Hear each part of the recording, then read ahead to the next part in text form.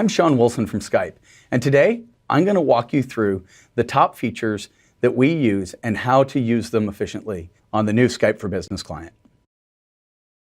So today I want to walk you through the contact list, or the main client within Skype for Business. The reason I want to walk you through is some great features and functionality in this that I think is important to call out. The first one is, you can see in the new Skype-inspired user interface, is that we're actually using the Skype presence indicators. In these, we can identify if a user is available, if they're inactive, or if they're in a conference call, as well if somebody chooses to be on Do Not Disturb. You also have a couple of other key features. One is what's happening today. So I might put in here, recording the trainer session. And then anybody that happens to know me and see me, they'll actually see, just like you see here with Think, Do, and Scale, they'll see that I'm recording a Train the Trainer session. The other element to this that I really wanted to call out is that right from this, I have the ability to look at people based on the groups that they're in. So are they in my favorites? Are they in finance or legal? Also, the ability to check them based on status. This is one that I typically use when I need to find somebody that's online from my team. I'll go in here and look to see who's available. As well, you can also base it on relationships. Are they colleagues? Are they in your work group? Are they friends and family? But the big piece I really wanted to make sure that you understand in this is how to add somebody. So I'm going to show you what it's like to add Katie, who is on my team, but I didn't have her in my contacts list yet. So I type in Katie Jordan, it pulls it from the Skype for Business servers, and I have the ability to come in and add her to my contact list. Now, typically I'd say, oh, I'll add her to external or to finance or one of those, but really I talk to Katie so much, I wanted to make sure I add her to my favorites. I also can copy that same contact to a different location within Skype for Business. So in this case, she's part of the marketing team, and so I'd make sure to add her to our marketing contacts. And as you can see down here, there's Katie. One of the great things that you'll see with Skype for Business is that we have actually adopted the Skype user interface. And with the round pictures and the presence indicators to show what the status of a user is really helpful in increasing your productivity. One of the pieces that I wanted to show you is actually how easy it is to start an IM conversation. So double-clicking on Katie Jordan, I have the ability to say, hi, can you IM? At this point, Katie says yes, no, comes back. Great, she says she can. Do you have the status report we talked about?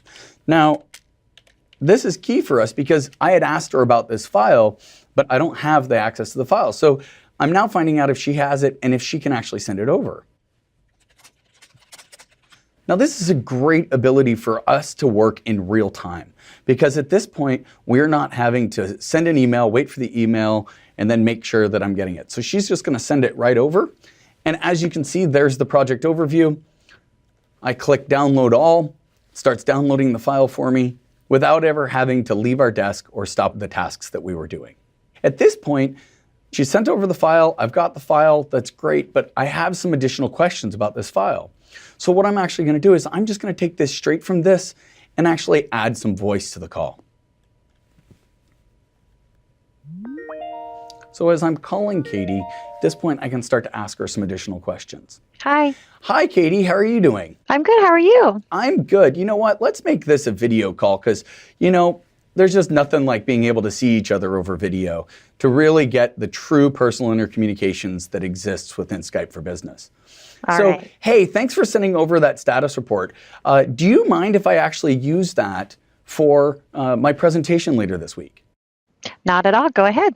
Excellent. Thank you. I'll make sure to put in some props and kudos in there for you for your help for getting it over to me so quickly. Wonderful. Thanks so much. Thanks, Katie. Have a great day. Thanks. You too. One of the things I wanted to make sure that you can see is Skype for Business is super easy to create a meeting just with one click. So you click the new Skype meeting button at the top, and up pops a Outlook meeting request that is already populated with your Skype meeting information right there. Now, at this point, all I need to do is add my team members. So I'm going to add Jun Min, I'm going to add Katie, and I'm going to give it a subject, and the subject in this is going to be status report review.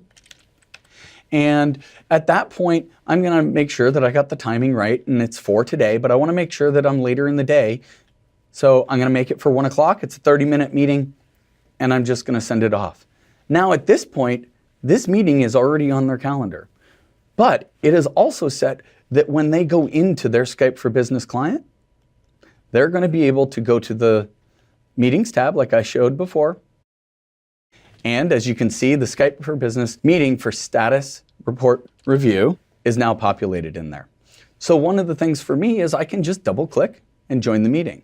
However, I need to make sure that both Junmin and Katie know this meeting is there.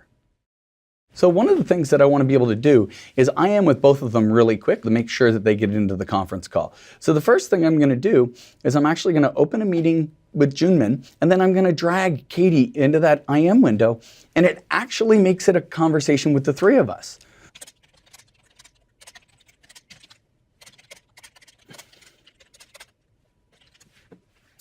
At this point, they're both getting IMs, and we're having a three-way conversation in instant message.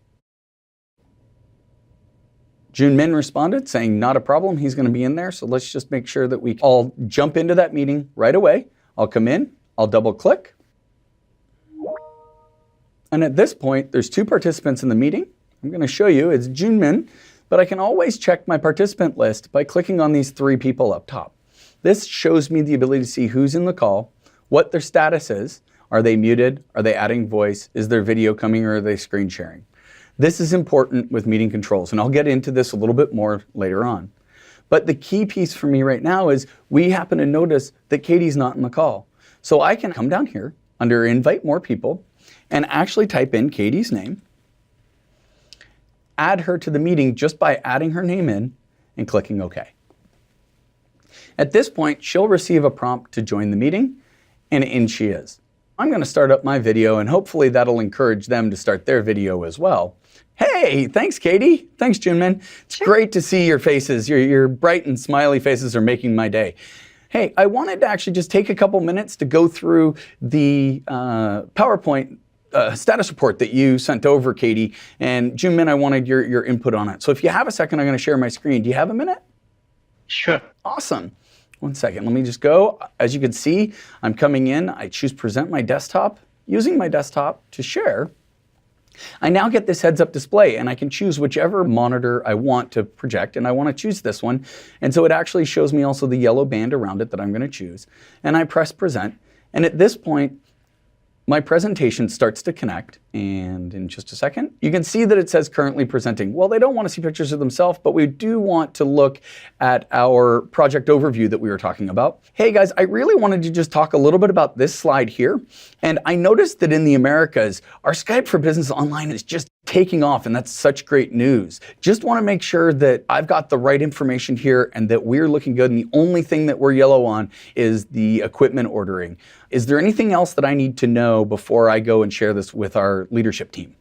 Not from my end, Jamin. Everything looks good here. Excellent. That's great. Well, I really appreciate it. Thanks for just taking a minute. I know it was a quick meeting, and I just wanted to say thanks for making some time for me. It really helps. Now, as you can see, I have this call monitor up. This call monitor has always got mute control, but I can also end the call quickly and easily. One of the greatest things that Skype for Business brings to productivity is the integration with Office. And so what I wanted to share with you today is actually how tight that integration is. And one of the biggest things that's important in meetings is those meeting notes. And everybody wants them, and everybody wants to know where they are. Right from the Skype for Business client, you have the ability to create your notes for your meeting. Now, it's not only just creating the notes. It pulls in the time, the date for the meeting. It also brings in all the participants and how they joined the meeting. One of the other pieces I wanted to share with you is the ability to share those notes, because it doesn't matter if you just capture them. So one of the things you can actually do right from OneNote is email your notes. And it automatically populates all the attendees from that meeting and the notes and how they joined. So this is just one more way of that rich integration with Office that makes Skype for Business so easy to use. The other piece to share is really the integration with PowerPoint and how valuable that is. What I've actually already done is I've actually already uploaded a deck, but you could choose right from here, a PowerPoint presentation, you can choose to upload those PowerPoint files, which I've already done so that we can take a look at it. Now, the reason I wanted to share this is this gives me the ability, if I only want to be able to have it for me that I can download it, or everyone can download it for after the meeting for those important pieces. As well, I can also choose to present it now. So I'm actually going to present right now, and once I've got that, it's going to bring up the presentation. Now, I can see that one of my teammates here has highlighted in this presentation the growth in Americas. But really, I wanted to share that same annotation in probably a different color because I'm really excited actually about the growth over here in Europe for Skype for Business Online. You know, Skype has always been really popular in Europe, and the fact that Skype for Business is growing is really impressive for us. So this gives me the ability to annotate and my teammates to do the same thing and see it in real time using the power of PowerPoint. It wouldn't be a truly powerful PowerPoint presentation or meeting if we didn't have the ability to share it with the masses. So one of the things we've actually have the ability to do is start the recording of the meeting. Now, every single person will get a notification that recording has started. I can pause it if I wanted to, I can stop it, and then at the end I can manage my recordings right from here. One of the things that we really always have to figure out is how do you manage that person that while you're in a conference call is making all that background noise? And so we give you lots of control to manage your participants. As you noticed, I clicked on those three participant list button up top, and now I have the ability to mute. I can remove somebody from a meeting. I can actually make somebody an attendee, which reduces their rights. But the other piece to this is if I really want to make sure that they stay, I can also choose pin to gallery. But in this case, Junmin just, you know, he was in the car or talking to somebody making lots of noise. So I just mute him. As you can notice, his mute button is actually set in his window. And so at this point, we're not hearing any of his background noise. The other piece to this that's important is I want to make Katie an attendee. And the reason that this is important is because there's some participant actions that are important. The first one is that we bring it to you in that same heads-up display. The first one is if I wanted to mute the audience and mute everybody, that's great. Because at that point, nobody's able to interrupt me, and I just want to be able to finish my sentence without being interrupted and have my ideas taken across. But the other one is sometimes you don't necessarily want attendees' video to be presenting. You just want the primary people. And so we also have the ability to turn off video. So in this case, we made Katie a attendee. We turn off her video. She doesn't have the ability to share video anymore with us.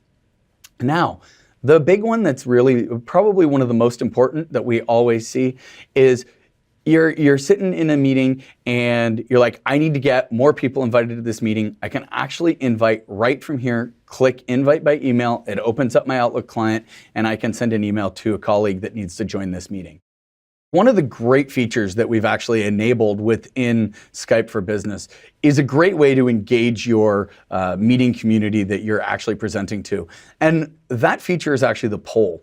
And so if you come here under present and you choose more, one of the things you can do is you can have a whiteboard for collaborating or Q&A, but really if you want to get that engagement from the field, you throw out a poll.